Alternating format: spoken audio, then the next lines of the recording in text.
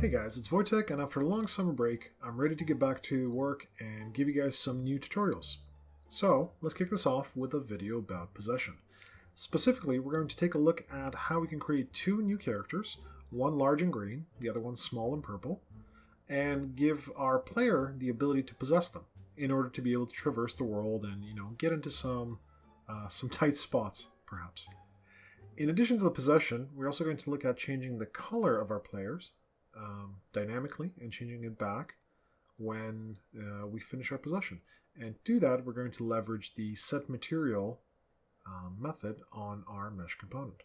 So let's get started. Okay guys, so let's go ahead and begin this tutorial by creating some additional material instances for our possessed characters to display. And that way we get a little bit of a visual cue that our possession is working correctly.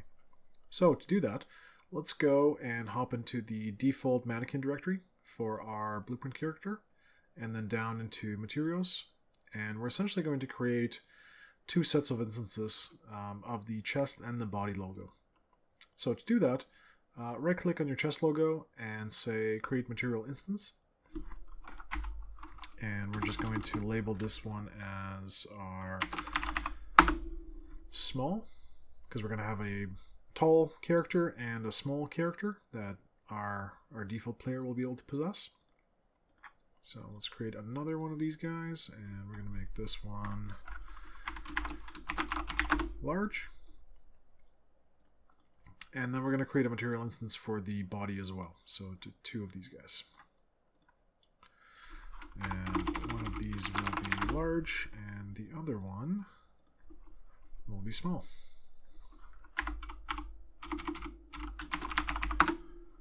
Okay, so now that we have these additional material instances, let's go ahead and give them slightly different colors so you can see our characters rendering nicely. So for our large material, I'm just going to modify the body color. What do I want our large guy to look like? Let's make purple. So he'll be that nice purple, and I'm just going to copy this body color value. And let's do the same thing on our body color for the chest piece. So we'll make this guy purple as well. And let's do the same thing for the small. So I'm going to go ahead and modify the body color, and we'll make this guy sort of a green. And again, I'm just going to copy this value.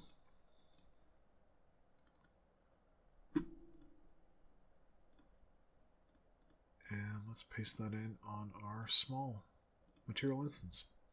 Okay, so with that done, let's now go ahead and hop into our code to modify our player character to actually be able to reference these material instances. So with our Visual Studio open, I'm just going to crack open the header for our player character. And as per a number of requests from folks, I have decided to increase the font size and make this just a little bit more legible. So let me know if this is better, or if we need to crank it up a little bit more. I hope that's not the case, because it's already starting to bug me a little bit that the text is so large. Neuroses, I know. So we're going to go ahead and add in a handful of material instance variables, and that way we can have overridable properties for each one of our characters. So one guy can be red or purple, the other guy can be green, and so on. So we're going to make this a edit defaults only property, and the category is going to be possession. Now this guy is going to be a uMaterial instance pointer, and we're going to create 4 of these guys. So we're going to have our default material body. I'm just going to copy this property here. We're going to make another one, which is going to be the default material chest. And just going to copy these guys, and we're going to make our possessed material body.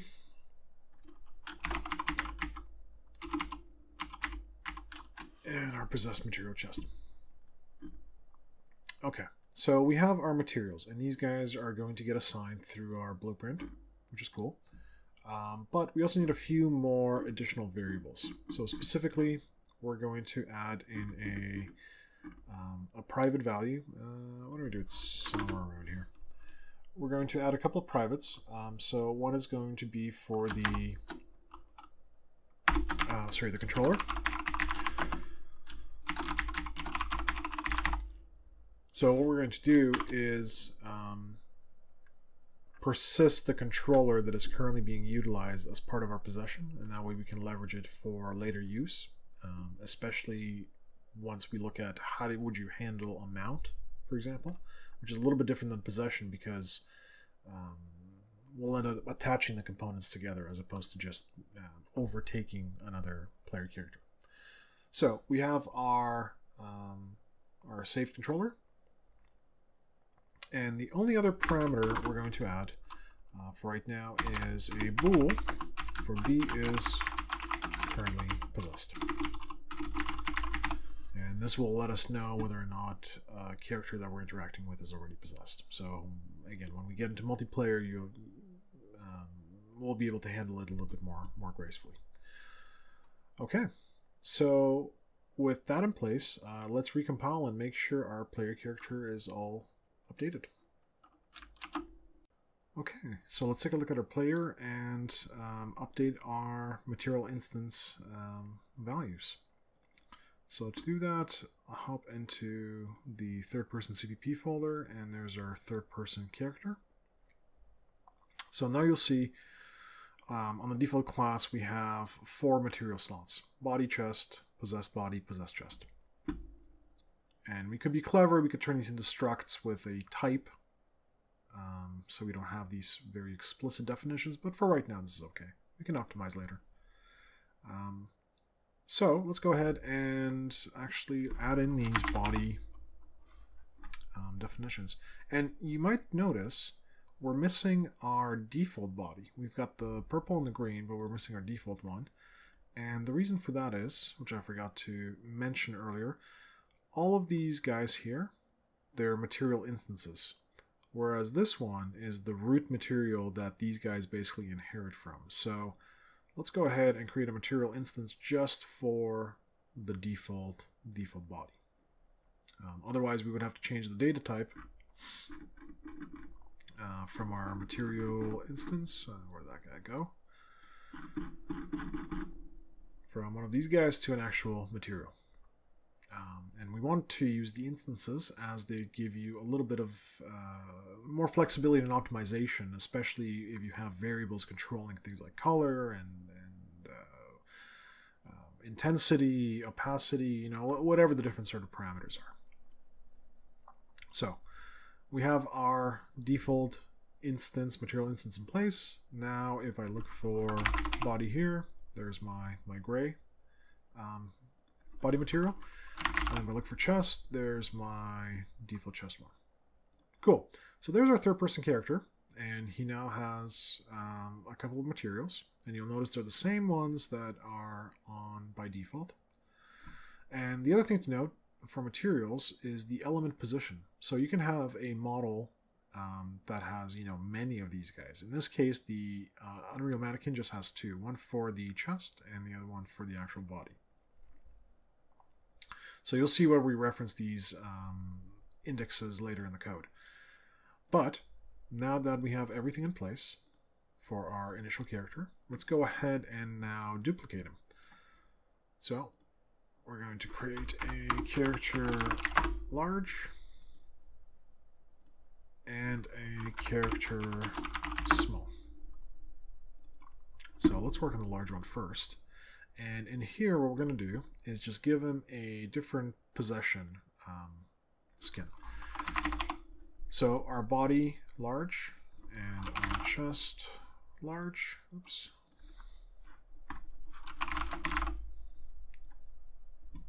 There we go. And let's also go ahead and change the mesh size of our player to make him a little bit larger.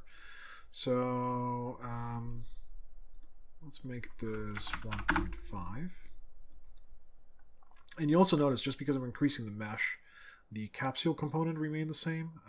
You know, any of your audio effects, your camera boom remains static. So let's go ahead and adjust that. So I'm going to go into the capsule, and I'm just going to make it a little bit taller. Now let's change our perspective to be on the left-hand side.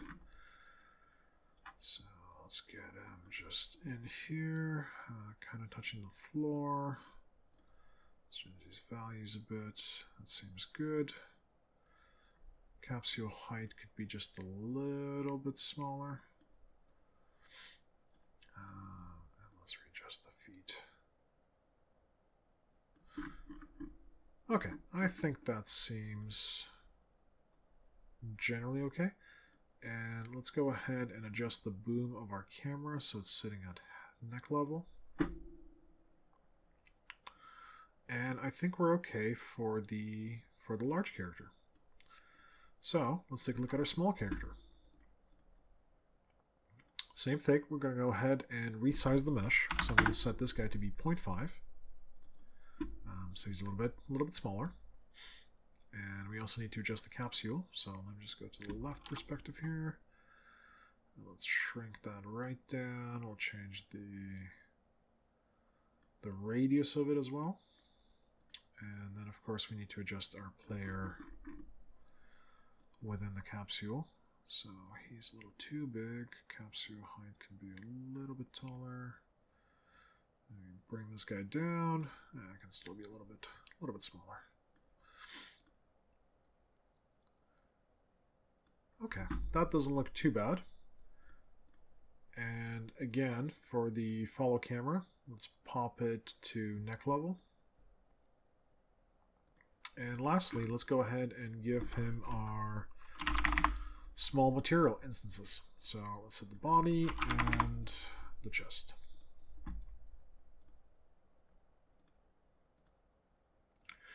Let's drop these guys into our level and just make sure that they appear correctly.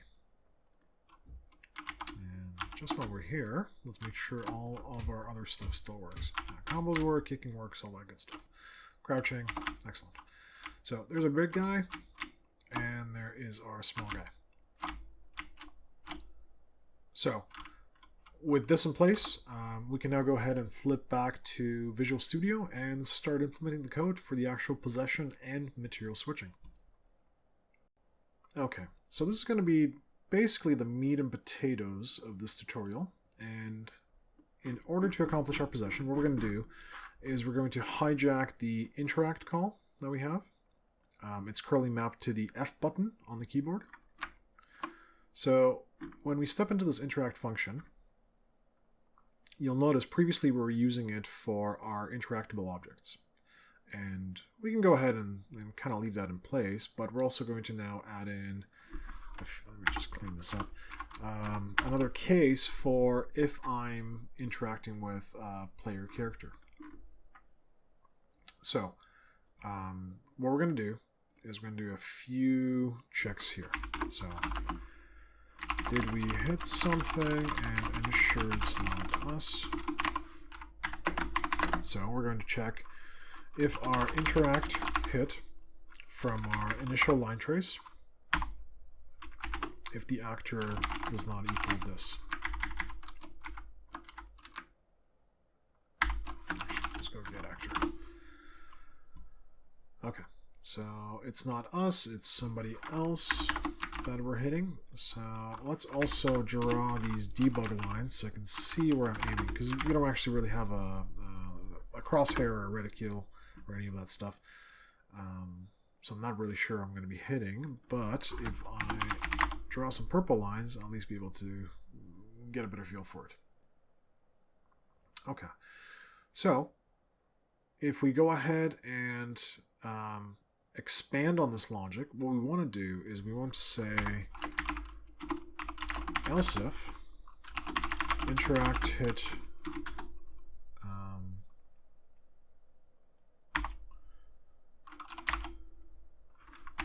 get actor, is a, and then we want to say, what's our character namespace defined as? There we go. So if he is one of us, then let's do something. Otherwise, let's just handle the interactions as we would expect. So, what can we do with this particular interaction? Well, we can now do a couple of things. So, check to see if we are hitting a character already possessed. So we need to cast our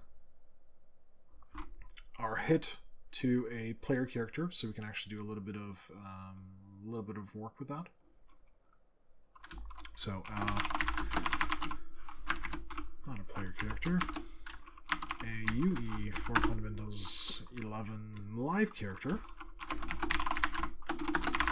will be our player character.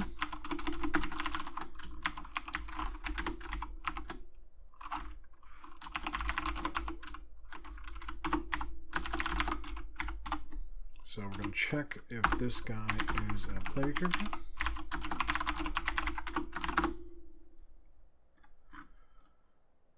And if they are, we can start determining a little bit more logic. So actually, you know what? Let's not make this player character. Let's make this possessible character, because right now it could be this guy, but eventually it could be really somebody else. Okay, so first let's check if it's our character, and then we can go ahead and do a little bit of checking to see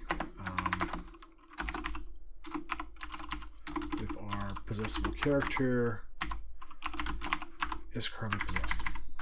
So if he is not possessed, then let's go ahead and implement our possession logic. So save controller. If our save controller, if it's not null, or rather, if it is null, then save controller becomes our get controller.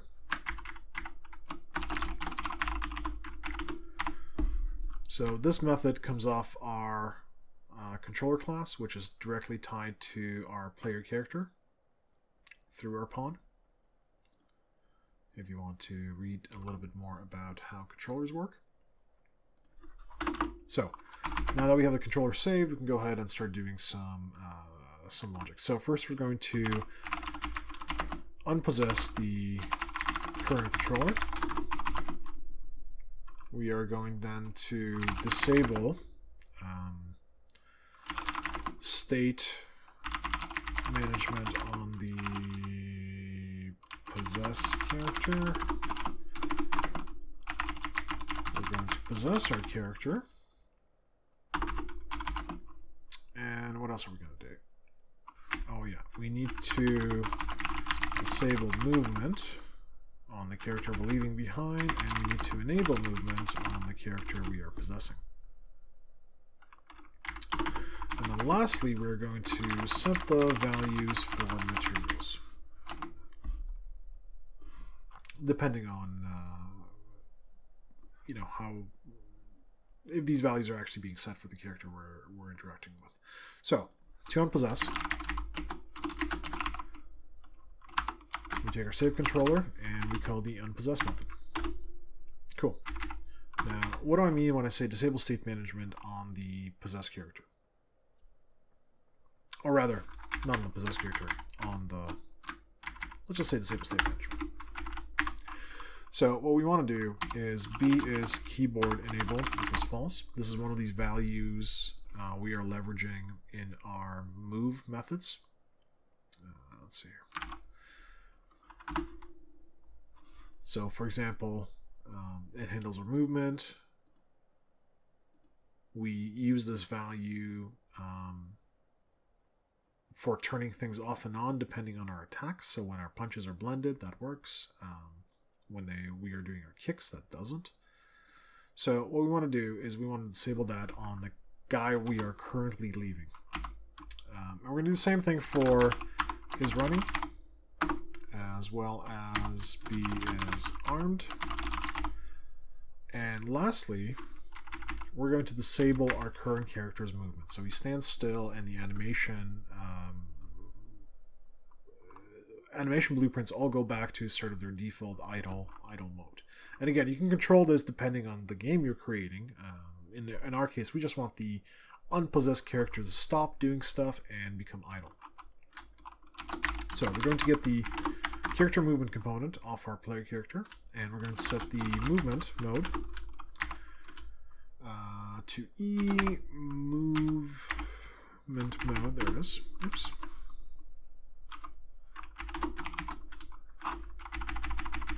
None. And that way our character will just stop. This is one of the things you need to consider, especially for multiplayer. Otherwise, replication handles the character movement component and you get these weird little behaviors. But we'll get into more of that later. With our movement mode in place and everything kind of turned off in the current character, let's go ahead and now possess our target. So in this case, it's going to be our possessable character. We want to say on our possessable character, we want to get its movement component and turn that back on.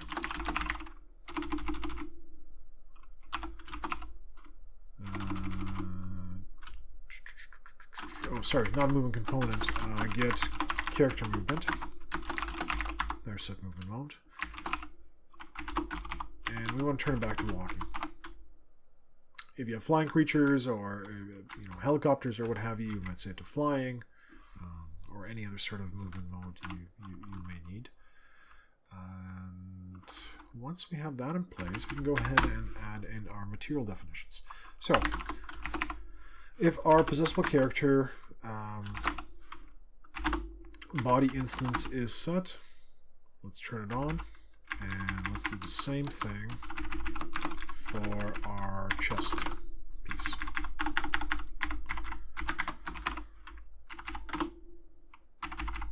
Cool. So the way you set a material is you want to decide which character it's on, and then for the mesh that you're operating with, you can say set material, and you punch it in. It takes in two properties, the element index as well as the reference to the material. And if you recall, this is where I was yammering on about the actual positioning on the default character mesh of these elements. So we know that 0 is body and 1 is chest. So we need to ensure that order is preserved here. You might have also noticed there was a set material by name, and it takes in a slot name as well as a material instance. So if you end up renaming these guys to be something a little bit more meaningful, then it becomes just a little bit easier. Otherwise, you need to be aware of these index positions. But we're going to go with the index. So index 1 is going to be our, index 1 is going to be our possessable character, chest.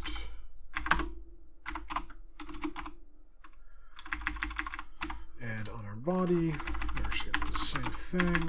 Just going to copy this, set material body, and our element is 0. But we also want to ensure that we reset our materials back on anything that we unpossess. So that's going to be basically around here somewhere. Actually, you know what? We'll do a little bit higher up.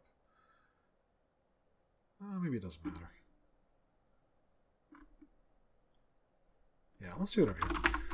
So,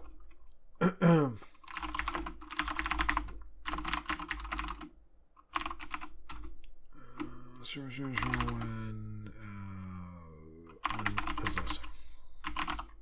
Okay, so we're going to say if B is currently possessed. So if I'm currently possessed, we're going to say B is currently possessed equals false. And now we're going to say, hey, if our default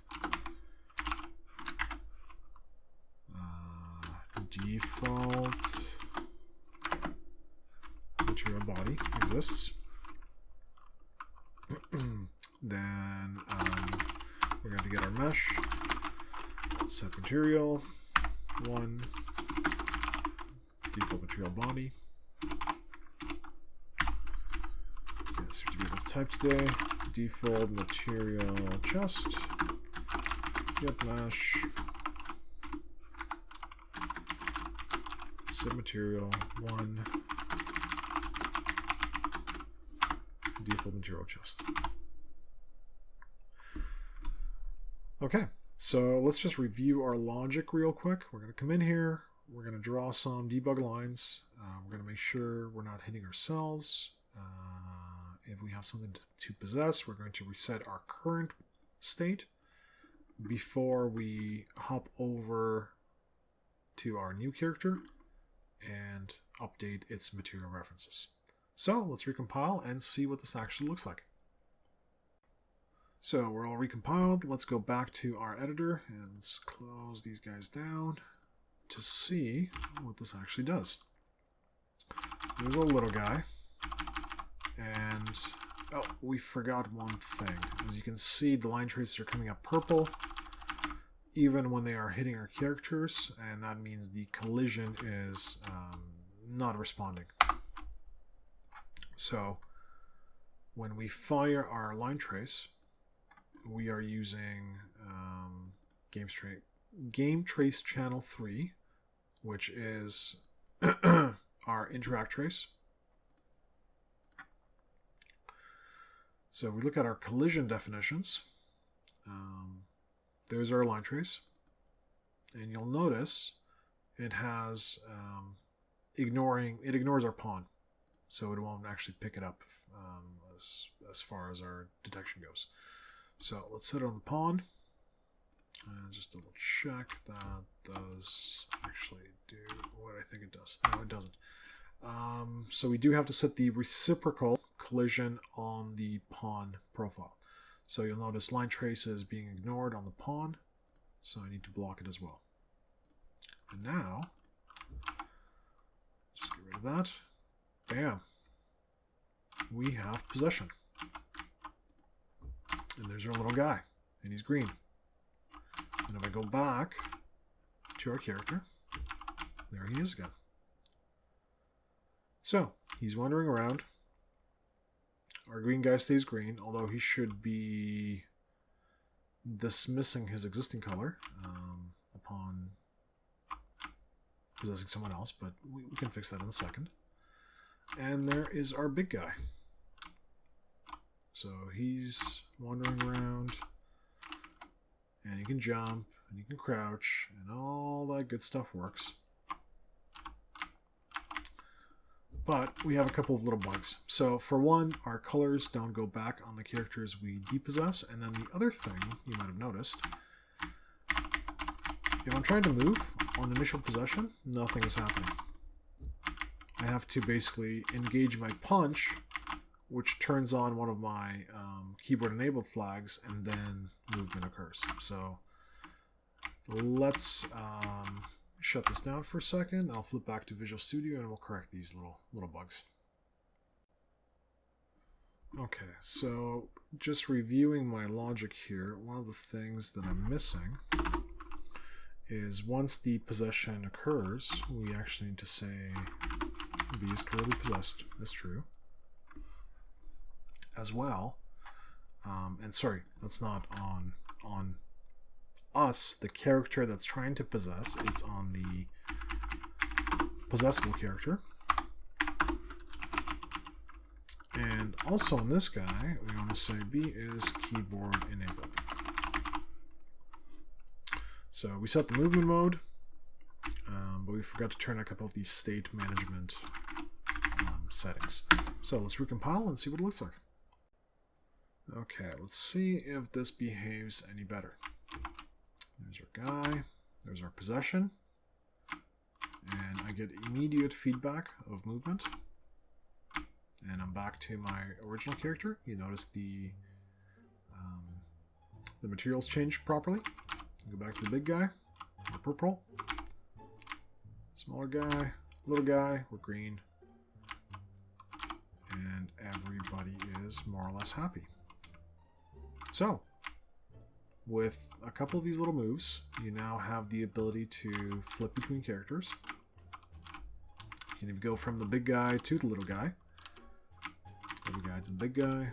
You know, it doesn't really matter. As long as they're of the same type, you know, we can have an infinite number of these guys. Now, why would you want this sort of possession? Well, let's say you replace your big character with an ogre, and you replace your little, you know, character with a mouse. Now you can take this, you know, little mouse guy and let's adjust the level just a little bit. Like if we were to raise this up, I now, you know, might be able to take my little guy. Let's say if he's a mouse character, and that's a little too small. Just gonna get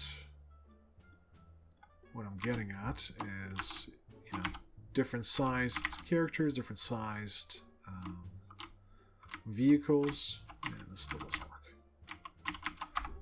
What is the capsule on this guy? Let's make this go a bit.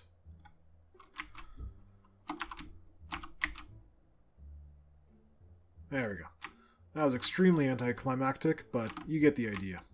If you have parts of your level that are smaller, you can traverse through that. You can turn your character from, you know, a humanoid to a robot, whatever you want. I mean, at this point, it's up to your imagination to mess around with these types of configurations. So, thank you for tuning in, and I hope to see you guys next time.